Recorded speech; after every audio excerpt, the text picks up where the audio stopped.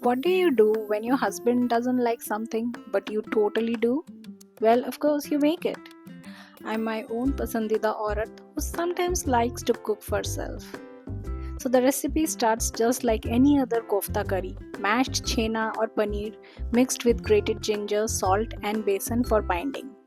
Make a smooth dough and then divide them into smaller kofta balls.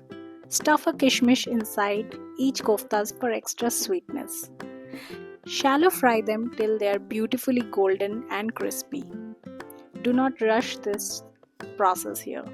Fry these chana kofta as gently as possible because they are actually quite delicate. Take them out and keep them ready for the gravy. I'm frying the aloo pieces here, but this is just an extra step that I learned from my mom.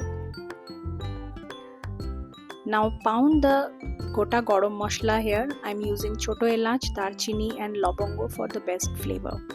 For gravy, drop a few bay leaves, cumin seeds, hing and tomato puree.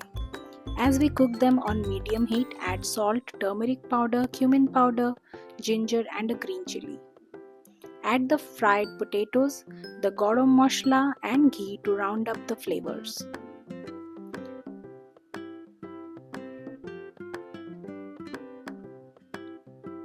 As they simmer, drop the chana kofta right before serving so that they hold their shape as you serve. This is a special side dish recipe that you can pair with bhat or pulao for a special meal. If you like the recipe, do let me know in the comments.